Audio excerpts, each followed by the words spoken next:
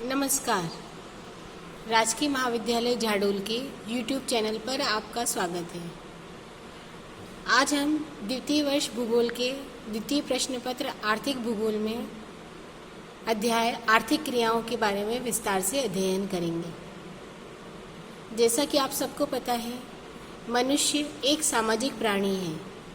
समाज में रहते हुए वो अपने जीवन यापन के लिए और पेट भरने के लिए पृथ्वी पर जो भी संसाधन उसे उपलब्ध हो जाते हैं और वहाँ के वातावरण के अनुसार वो कोई ना कोई आर्थिक गतिविधि निर्धारित कर लेता है।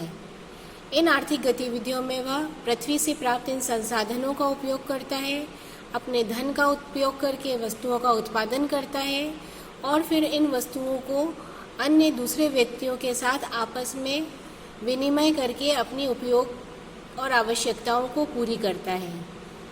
अतः मनुष्य द्वारा जीविकोपार्जन के लिए या धन कमाने के लिए जो भी क्रियाएं की जाती हैं उन्हें आर्थिक गतिविधि कहा जाता है।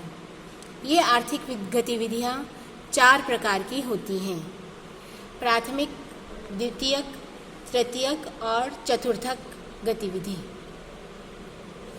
प्राथमिक आर्थिक क्रियाएं, इनमें वे सभी व्यवसाय या आर्थिक क्रियाएं शामिल होती हैं जिसमें हम प्रकृति से प्राप्त वस्तुओं को सीधा ही बिना कुछ किए ऐसे ही काम में ले लेते हैं। उन वस्तुओं का कोई रूप परिवर्तन नहीं किया जाता, सिर्फ उन वस्तुओं का एक दूसरे से आदान प्रदान होता है।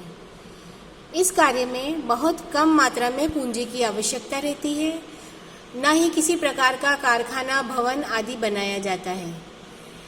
ये आदिम मानव द्वारा जितनी भी क्रियाएं की जाती थी वे मोटे तौर पर सभी प्राथमिक आर्थिक क्रियाएं ही होती थी। इनमें मुख्य रूप से निम्न क्रियाएं शामिल हैं: शिकार, खाद्य सामग्री का एकत्रीकरण, आदिम प्रकार से मछली पकड़ना, वनों की कटाई, पशुओं को चराना, पशुओं को पालना आदि। द्वितीयक आर्थिक क्रियाएं, जैसे जैसे मनुष्य और संस्कृति विकसित होती गई, सभ्य होती गई, प्राथमिक प्रकार की जो भी आर्थिक गतिविधियां थीं उनसे जो भी उत्पाद हमें मिलता था, मनुष्य ने अब उसका रूप परिवर्तन कर उसे और अधिक उपयोगी बनाने की क्रियाएं प्रारंभ कर दी। तो ऐसे जो भी व्यवसाय जिसमें प्राथमिक आर्थिक क्रियाओं से प्राप्त जो भी उत्पाद होता है वो कच्चे माल के रूप में काम आ जाता है और फिर उसका रूप परिवर्तन करके उसकी उपयोगिता बढ़ा ली जाती है। ऐसा करने से उनका मूल्य भी बढ़ जाता है और इन क्रियाओं के लिए पूंजी की भी आवश्यकता होती है, श्रम की भी आवश्यकता रहती है, शक्ति की भी आवश्यकता रहती है और कई जगहों पर कारखाना संबंधी भवन आदि बनाने की भी आवश्यकता रहती है। उदाहरण के तौर पर यदि हम फल फूल एकत्रित करते हैं तो वो प्राथमिक व्यवसाय है, लेकिन इस एकत्रित किए गए फलों को यदि हम धोकर या उसका रस निकालकर जैम, जेली आदि बनाएं तो वह द्वितीयक व्यवसाय हो जाता है। द्वितीयक व्यवसाय में मुख्य रूप से हम खनन निर्माण के उद्योग, विभिन्न प्रकार के औद्योगिक इकाइयां, व्यापारिक रूप से कृषि करना, विशिष्ट प्रकार का पशुपालन करना, वाणिज्यिक रूप से मत्स्य उत्पादन करना आदि व्यवसाय शामिल करते हैं।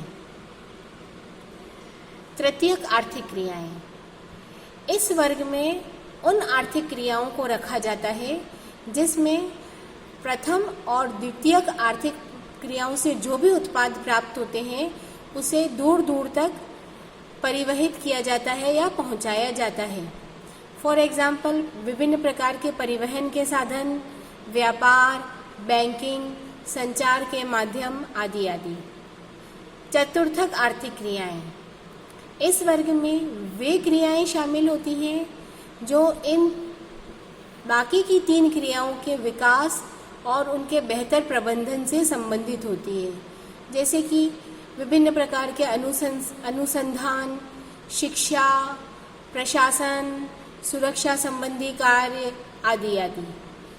तो ये थी हमारी विभिन्न प्रकार की आर्थिक क्रियाएं। धन्यवाद।